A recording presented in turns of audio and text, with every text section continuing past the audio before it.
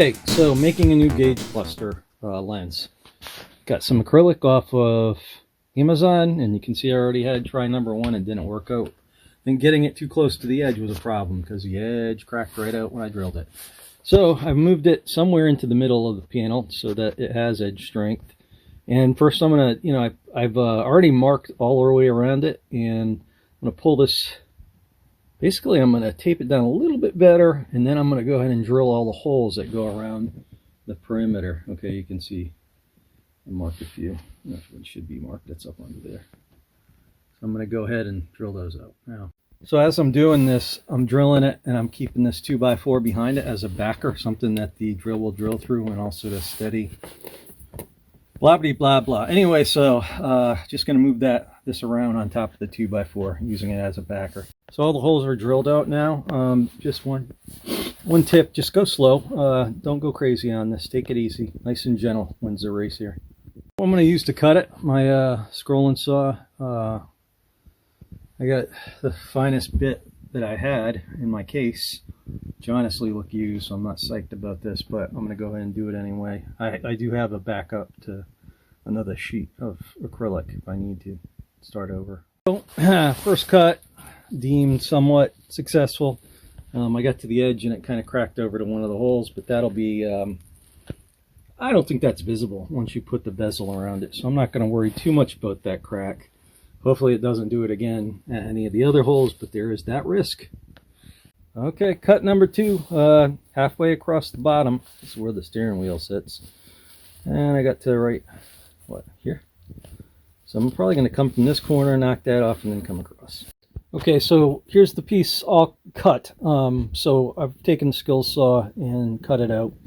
And now it's just a matter of taking, this bit, whatever you got, grinder bit or something like this for your Dremel tool, and dremeling away the excess, which I've made some little marks around the edges to just, gently grind away. So just got to keep fitting it. I got this I got to fit it into, so I just keep going back and forth until it fits in there. So we've got it fitted at this point. Everything's fitting.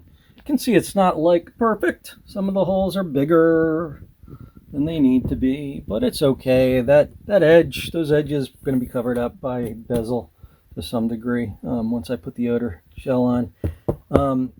So what I'm going to do is I got to take the it's got plastic on either side to protect the actual acrylic, and I'm going to take off the piece on either side. I'm going to get it all cleaned up and put everything back together.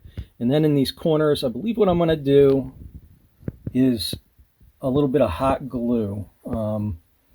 I may even put a tiny little stainless screw in there if I can find a flush one. So this is the outer bezel sitting over the top of it. I did paint the silver trim that goes around the edges, and I just got to clean this all up and pull the tape off for masking.